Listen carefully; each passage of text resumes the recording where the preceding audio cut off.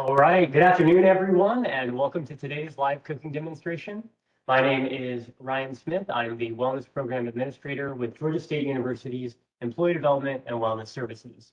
By trade, I am a registered dietitian, and I'm really excited to be cooking with you all today. Now, before we get started, just a couple of quick things. We are recording today's session so that you can watch it at a later date and cook alongside me if you'd like, or if you can share with a colleague who may not have been able to attend today. We upload most of our events to our EDWS YouTube page, where you can find past cooking demonstrations, yoga and guided meditation, and more. Throughout today's presentation, if you've got any questions or comments, we'd love to hear from you. You can use the WebEx chat box feature, should be on the right side of your screen, and we'll be sure to address any comments or questions at the end of today's session. Now, for today's presentation, this is a very, very simple recipe. I think I say that pretty much every time we do one of these demonstrations, because my goal is always to find a way to be healthy, put healthy foods into our diet, but also save on time. This is an especially easy recipe today, so you're in for a treat. I really, really like how it came out. So today we're going to be making broccoli cheddar quinoa bites. And essentially what this is we're making breakfast muffins. We're just using some unconventional ingredients to do it. If you remember a couple months ago, maybe you attended one of our cooking demonstrations where we did a sort of peanut butter, oatmeal, cranberry muffin mix. They were just really simple breakfast muffins. These are similar to those in concept, but we're using more savory ingredients, almost leaning closer to like an omelet in terms of the flavor profile. But it comes out really nice and tasty, and it's great to heat up in the morning and enjoy. In terms of equipment, you're going to need a cutting board and a knife to cut with, some basic mixing bowls, and then we will be using both the stovetop and the oven today. For the stovetop, we're going to be using quinoa as the main base of these broccoli cheddar quinoa bites, as the name suggests. So if you're unfamiliar with quinoa, we use it fairly often on here because it's such a healthy food. It is a whole grain, and you might liken it to brown rice if you've never had it before. I'll try to show you up close. You can hopefully see it in the package there. It comes in a dried form. You cook it in water just like you do with rice. The steps are slightly different, but pretty similar. And then it expands in volume. It's got a lot of fiber, a lot of protein in it, so it's a great way to get some healthy carbohydrates into your diet. For this recipe, you're going to use half a cup of dried quinoa, and then you're going to cook it according to package directions. Most packages will use about 3 times the amount of water as you do dried quinoa. So for this, we're using half a cup of the dried quinoa and then 1.5 cups of water. Then you'll cook it on the stovetop. I've already got one that's been going over there. And that'll be the quinoa portion of this. Now, something I will say, if you saw the photo at the beginning of today's recipe, those look super, super cheesy. They have kind of a bright yellow appearance to it. If you really want the color to come out in that bright yellow look, go ahead and use white quinoa. That will allow the cheese and the broccoli to really pop and shine through. I'm using this tricolored quinoa, which has red, white, and black quinoa in it. Nutritionally, they're all very healthy for you, so you can choose whatever you prefer.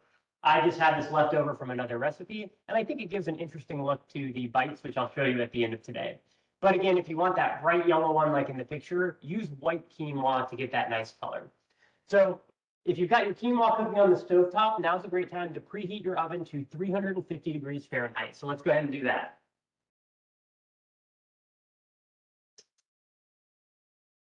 All right, so again, we are going to be using the oven today. You'll also need a 12-cup muffin tin. Now, these are just the standard size muffins.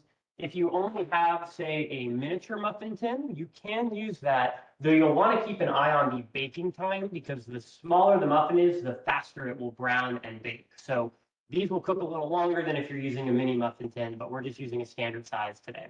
So let's get into the rest of our ingredients. As the name suggests, we had quinoa, we had cheese, and we've got broccoli. So let's go ahead and prep our broccoli and talk about it. So you're going to need a 1 cup of finely chopped broccoli for this recipe. When I say finely chopped, we basically want the pieces to be small enough that they can easily fit in the muffin tin. We don't want a giant stock of broccoli in there. It probably won't cook very evenly, and it won't work super well in the form of a muffin or a bite like we're making. So I've gone ahead and rinsed the broccoli off. You always want to wash your produce beforehand. And to chop this, what we're going to do is, looking at the stalk down here, you're going to cut about as high up as you can without cutting into any of the top of it. These pieces are fully edible down here. They are nutritious. You're welcome to chop those up if you want to. But for the sake of simplicity today, I'm going to set those to the side and continue working. So as you chop up the stalk, you'll have little pieces like this pop up. And our basic strategy for cutting this is each time you cut the broccoli, it's almost like it turns into a smaller piece of it. So we've got our giant broccoli, and then the smaller piece is just like the big piece composed of those little trees and those little connections. And we're going to repeat the process and cut high up on this stalk. And then once you get down to those little pieces, go ahead and just cut through them a couple times. Again, aiming for these kind of bite-sized pieces. I think these are two good demonstrations of about the size we might be aiming for. And we can always run the knife through a couple extra times at the end in case we have pieces that we think are too big. So I'm just going to talk through this process as I repeat it. I'm cutting up the stalk, then cutting the stalk into little bite-sized pieces, and then maybe running the knife through once or twice to get those nice floret shapes. We do only need a cup of broccoli for this, which you should get to pretty quickly with a normal size head of broccoli. Now, broccoli is so nutritious. I think most of us know that. We've been hearing about it since we were kids growing up, what a nutritional powerhouse it is. And some of the big things it contributes, one, it's an excellent source of fiber, which we are always looking to work more fiber into our diet. Fiber is great for helping us feel full and satisfied. It's also good at helping our blood sugar stay steady and consistent. It can help with healthy cholesterol levels. And because it helps us feel full and satisfied, it can actually be beneficial for weight management as well, because we may feel full on less food, which can help reduce the total amount of calories that we are eating. Additionally, it is important for our intestines and just our whole system there, keeping things flowing regularly, and that's always really important. So the broccoli is a big contributor of fiber in this recipe. Additionally, broccoli is a great source of potassium and vitamin C. Vitamin C is going to help with our immune system, keeping us nice and strong and healthy. And then if we do get sick and you've got a strong immune system, you'll be able to fight it and recover from it more quickly. And then potassium is great for a number of different functions in the body, but it can be important in maintaining a healthy blood pressure and heart health. So vegetables are a great way to get that in, and broccoli is certainly no exception to that. So this looks like plenty of broccoli here. Like I said, we really only needed a cup. Oh yeah. So we've got plenty. I'm going to just set that cup to the side and then push this broccoli over here. Any of the extra broccoli you've got in the crown, you could certainly use to put on top of a salad. Maybe you want to roast it or use it in another dish, or you can make a double batch of this recipe. I will leave that up to you. So we've got our broccoli now. The next thing we're going to do is we're going to take a small, medium-sized bowl here, and we're going to lightly beat an egg in it. So this recipe does have an egg. The egg works sort of as a binder and helps when we go to bake the bites for them to just kind of undergo the properties that we want during that cooking process. So you'll only need one egg for it. I know the price of eggs has been kind of volatile up and down lately. You will only need one, so it should be pretty affordable. And we'll see how this goes. I feel like every time I crack an egg on camera, I'm more likely to get the shell in it. Nope, I got lucky. Clean. So let me toss that eggshell real quick. All right, and then if you've got a whisk, that's great. If you don't, you can also just use a fork to lightly beat it. And when we say lightly beat, what we're trying to do, when you crack an egg, that's going to be hard to show you that without spilling it. When you crack an egg, you've got the yolk there in the center, and we just want to incorporate it, lightly beat it until they're one, basically. We don't want to see separation of the yolk from the rest of the egg. So it should only take a couple seconds here to just lightly beat that. And then I'm just going to set this over here on a napkin.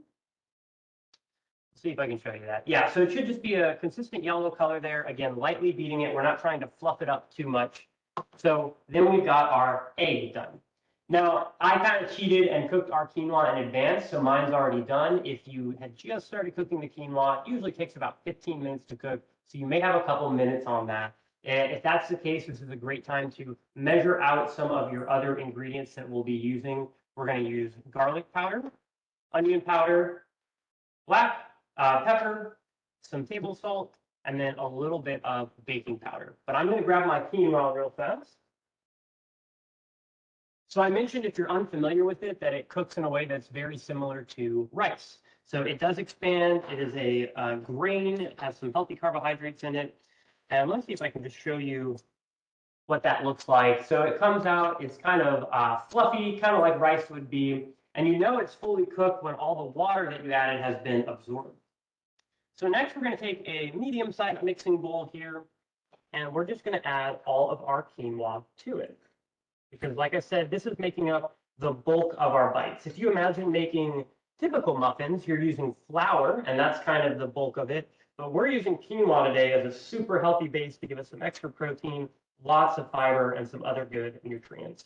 So I'm just using a spatula. Sometimes when you cook this, you may have some that sticks to the inside. And I really want to get all that out, make sure we're not doing too much food waste and getting the most out of the quinoa that we use. Okay, perfect.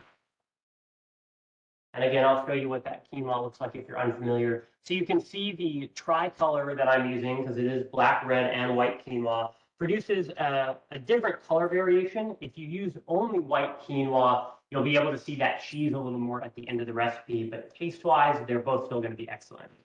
So we've got our cooked quinoa now. Again, we started with half a cup dry, and it is expanded. Next, we're going to add our 1 cup of the chopped broccoli florets. All right. And again, showing you roughly the size that I chopped those to, pretty small. You can go smaller if you want.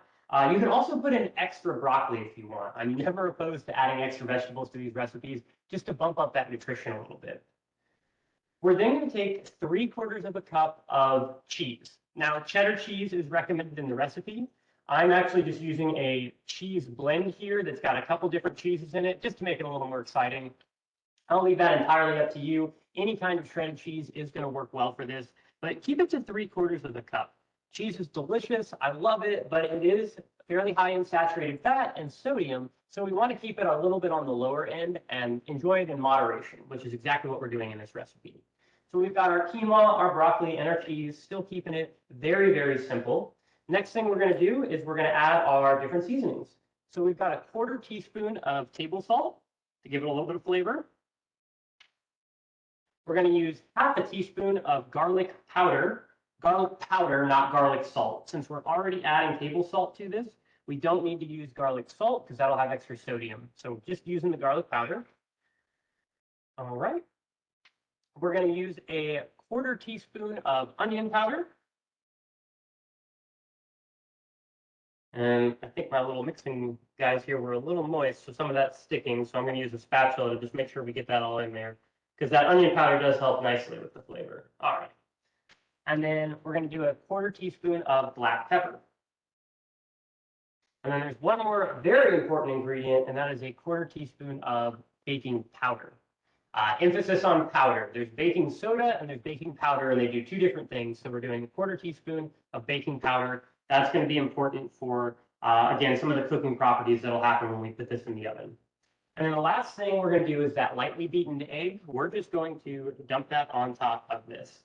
And if you've got a spatula handy still, you may want to scrape some of the extra egg off there.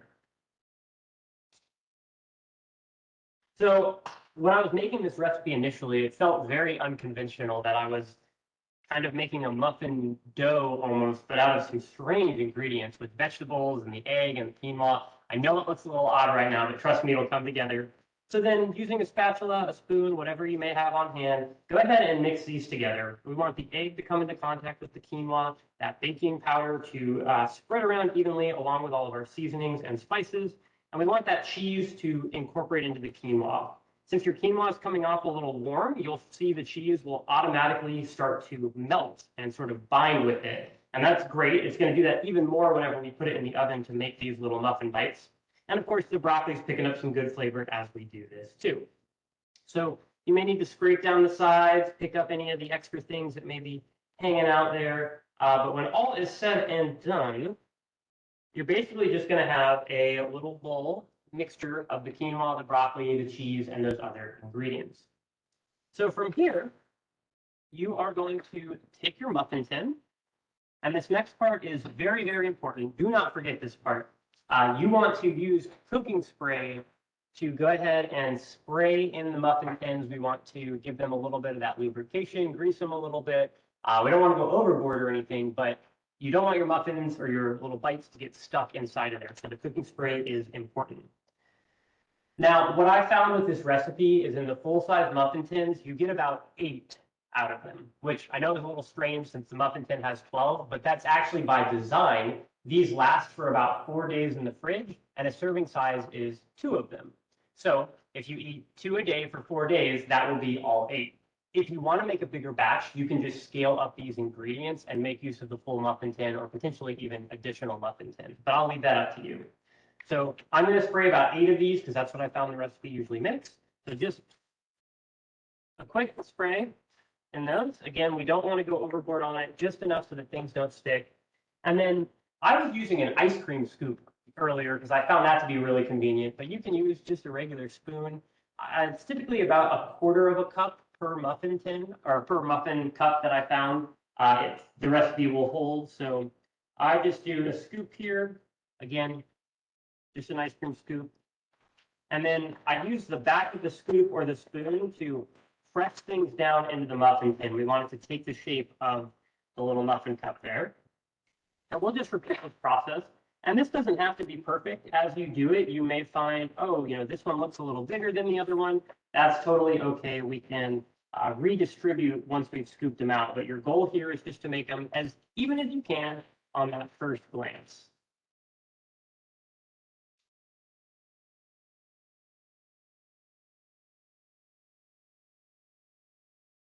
And what I really like about this recipe when they come out and you're tasting it at the end, I frequently feel like a lot of people enjoy savory breakfasts with a little bit of salt. Maybe they're doing a processed meat like a sausage or some bacon or something like that. But a lot of times those aren't very healthy. There may not be very much fiber or nutrition involved there.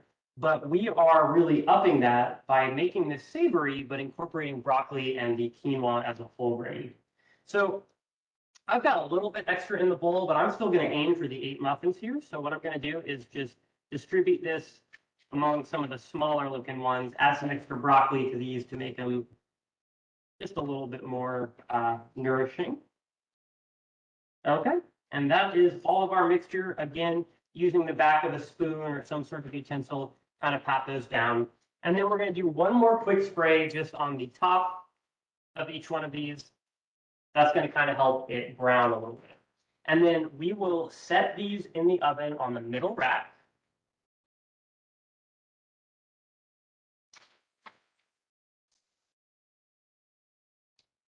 And we're going to cook that for approximately 26 to 30 minutes. And the reason for that range is everyone's oven is a little different. So what I recommend doing is at the 26-minute mark when the timer goes off, keep an eye on it and see how it's looking. It should start to brown a little bit on the top. You can also use a fork or a spoon to sort of gently poke it just to see if it's still really moist or if it's starting to firm up a little bit. So 26 to 30 minutes, then we'll take it out of there and we'll let it cool in the pan on a wire rack for a couple more minutes after that. Then what I recommend doing is using a spoon to go around the edges and pop them out of the muffin tin. If you've waited long enough for everything to cool, you should have no problem doing that. And I've got a completed batch here I can show you. So they come out in this very adorable little form here. Hopefully you can see some of the broccoli coming out of that. Like I mentioned, if you use white quinoa, it'll have a more yellow appearance. You'll be able to see the cheese better. But these are absolutely delicious. I was really surprised at how good they are. They're really savory, really salty. Even though we didn't use that much cheese or salt, you really, really taste it in the recipe. It just comes through really strong, which is nice. I can kind of break one of these in half here and show you just what the inside looks like. So we've got all that multicolored quinoa making a really interesting color, those little pops of broccoli there. Now, nutritionally, I mentioned 2 of these as a serving size, and 2 of them has about 200 calories in it. It's got about 10 grams of protein, which is a nice start to your day. It's got some calcium coming from the cheese, a little bit of potassium from the broccoli, and then a good bit of fiber, considering all the ingredients going into it with the quinoa and the broccoli helping us out there. Now, 200 calories is fairly small for most people for a breakfast. So what I recommend doing is enjoying 2 of these. Definitely recommend reheating them. I popped mine in a toaster oven when I was having some this morning after I made them earlier this week. They reheat very well. If you put them in the toaster oven, they even get a little extra crispy, which I think is nice. And I like to serve it with a piece of fruit on the side to really complement it. We've got whole grains from the quinoa, vegetables from the broccoli, a little bit of dairy and protein from the cheese. And then if we complement it with a piece of fruit, we're upping the calories a little bit, but adding some extra nutrition and just giving us some more sustained fuel for the day. So doing it with some grapes, an apple, or a banana, I think would be a very nice pairing. And since they're so small, they're really convenient to pop in a little to-go container. Maybe you take them to work with you and heat them up in a microwave there. Really easy to grab on your way out the door. As I mentioned, you can keep these in the fridge for up to 4 days. So if you make a batch of them, try to go through them within that 4-day period. After that, you will want to throw them out because leftovers kind of max out at about 4 days. So I think these are great for a quick, easy meal prep.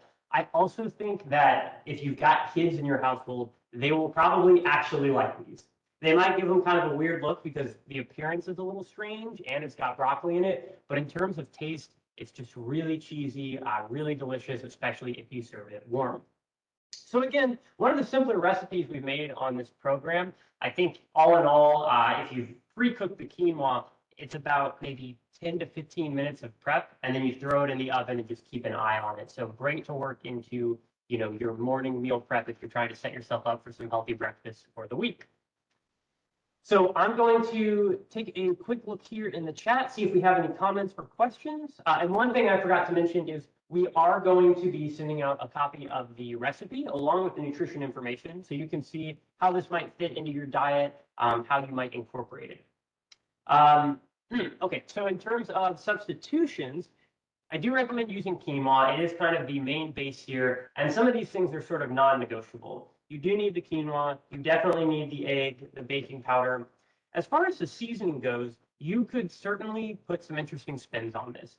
I could see some red pepper flakes bringing out some spiciness. If you wanted to do some cumin or chili powder and go for sort of a Mexican-inspired feel with it, I think that would work well too. So when it comes to those seasonings, the salt and black pepper are really basic, but the onion powder and the garlic powder, you could add to that, substitute things for it, and really bring in some new flavor profiles.